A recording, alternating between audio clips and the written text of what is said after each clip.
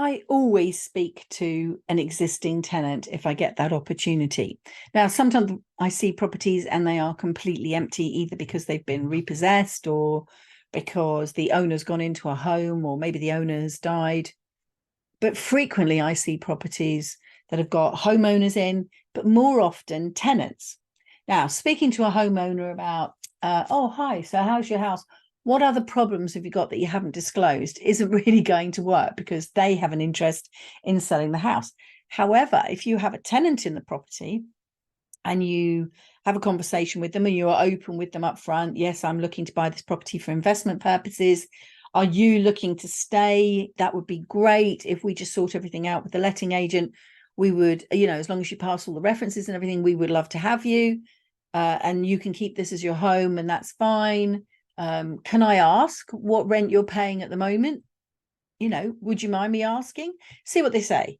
But actually, maybe the more important question, because you can find that out through the letting agent, is to start off with, so how have you found living here? What's the area like? How are the neighbours? Have you had any problems with this property? Have you reported any faults or repairs to the existing landlord that they have not acted on?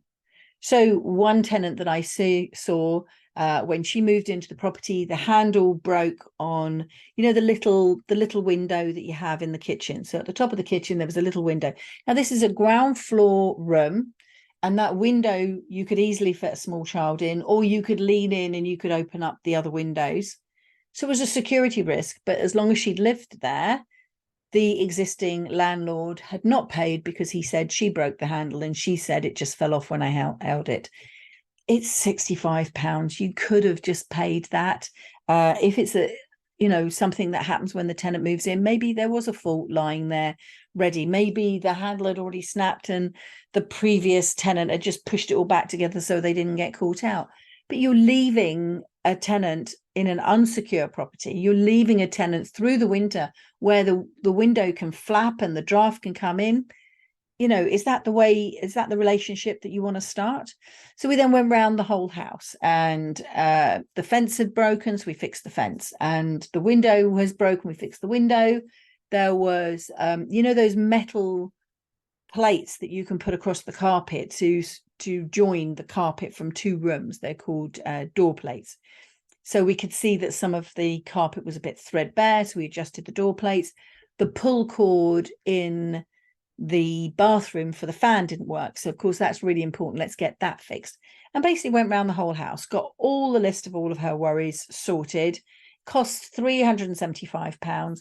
But what we then had was a happy tenant who knew that they had a caring landlord. Now, we're not going to be taken for a ride. If they cause damage to the property, or if there's tenant repairs, then they'll pay their tenant repairs. But we wanted to start this relationship off, and for the sake of £375, there's no other works that needed doing to that house, because we were buying a property landlord to landlord with the tenant in place. So on day one, we were getting rental income, not an empty property that we then had to spend 10, 15, 20,000 pounds to do up and then have the gap and then put the tenant in.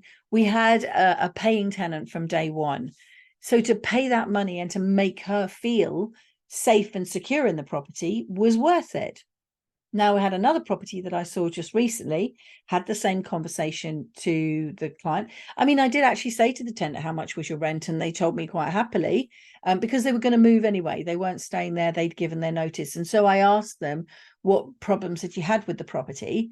And they told me about a leak that had happened in the cupboard under the stairs. So the main water water pipe had leaked. It had flooded the cupboard under the stairs. It had flooded the hall.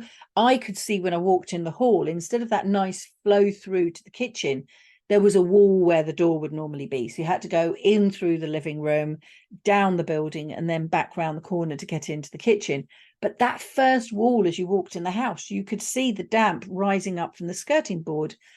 That's usually a sign of a breach of the damp proof course, which is usually on an external wall. You wouldn't expect to see that on an internal wall unless there had been a problem with the floor, like the floor had got a crack in it and maybe water's coming up through a floor if you'd got a concrete floor. But this was a Victorian, and I just wasn't expecting to see damp there. And so she started to explain that all the floor had gone in the rear dining room and in the kitchen, and there was a lot of damp problems in there. Now, all of that had been hidden in the sales particulars. People don't say, oh, here, buy my house. And by the way, what you're going to have to do as soon as you buy it is you're going to have to take up all the kitchen and the flooring and everything else and fix the floor because there's a damp problem there, and the gutter leaks, so you're going to have to clean all the gutters, and there's a damp patch in the corner, and when you go to the bathroom, we've got a really, a black mold problem, but don't worry because I've just painted over the top of it so you can't see it at the moment. They don't reveal that stuff. And so your job when you view a property is to be that property detective. And part of being a detective is not just using your eyes, but using the resources that you have available to you. I always try and ask the viewer, and 9 times out of 10, they've sent the junior. I mean, the last property I looked at, they'd sent somebody and he'd only been in the job 2 weeks. He didn't really understand the job, and he sure as hell didn't have any experience of this specific property or any of the properties. Bless him. He was just, a key holder. He just opened the door and just made sure that I didn't rob an empty house, I suppose, whatever it was. That's it. He couldn't tell me how long it had been on the market. He couldn't tell me anything about the vendors. So he's no use whatsoever. However, when you do find a tenant in situ, nicely grill them, see what information you can get out of them. And if, as you come out of the house, or potentially as you go into the house, you see neighbors, say hello, say how you doing. Oh yeah, I'm just coming by to look at this property. How do you find living in this area? Start off with something soft, like how do you find living in this area? Who lived here before? How did you get on with them? Anything like that. Some soft conversations, and then you can start to have you noticed any problems, or did the previous person who lived here mention any problems with the house? Particularly if they say they were friendly. So do that, use your eyes, but then also engage with the people that you can to find out more about a property, because you never know when something's being hidden. And that tenant explaining what was the problem, it wasn't just a case that there was some damp here, and I would never have bought it without getting a damp survey in to identify what was wrong with that, because we needed to take the skirting boards off and have a look. But she solved the problem for me. And actually, given that there was that much of a problem, and again, that landlord could have dealt with it by insurance. We've had a similar problem at a property where there was a long running slow drip at the back of the sink, and it just filtered down under the lino and just destroyed all of the concrete. And we got all of that dealt with as an escape of water on the insurance policy. That landlord could have dealt with that problem for that tenant. They then may not have had to sell. They then may not have lost their tenant, or they may be able to sell for more money because it hasn't got a problem. You've got to find these things out for yourself.